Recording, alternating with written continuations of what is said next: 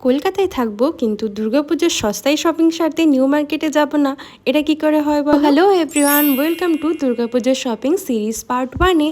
হ্যাঁ, সিরিজ এই কারণে বললাম কারণ এরপরে আমি কলকাতার সব মার্কেটে যাব, যেমন হাতিবাগান, গড়িয়াঘাট, এবং তোমাদের সাথে সেই ভিডিওগুলো শেয়ার করব। তো সেদিন কিন্তু আমরা চলে গেছিলাম নিউ মার্কেটের হিডেন জেম, যেটা ছিল প্রিয়া শাড়িজ। এখানের কালেকশন খুবই সুন্দর। অনলাইনে দেখে আমি এখান থেকে এসে কিন্তু দুটো শাড়ি পারচেসও করে নিই, এবং পারচেস করার পরে চলে গেলাম নিউ মার্কেটের বাজারে, যেটা ওখান থেকে 5 মিনিটের দূরত্বে ছিল।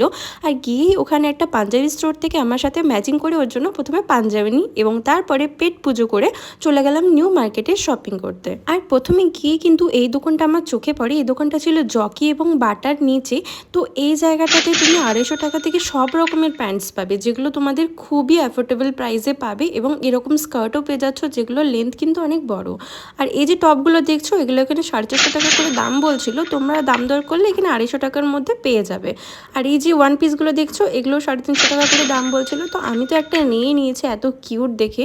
আর এখানে টপের কালেকশনও খুবই সুন্দর আর খুবই অ্যাফোর্ডেবল প্রাইসে এগুলো। তারপর ঢুকতেই দেখলাম এরকম ব্যাগের দোকান, যেখানের কালেকশন কিন্তু খুবই সুন্দর। আর এখানে কিন্তু 250 টাকা করে সামনে যে ব্যাগগুলো দেখছিল, এগুলো পাওয়া যাচ্ছিল। আর এর মধ্যে কিন্তু অনেক সুন্দর সুন্দর ব্যাগ ছিল।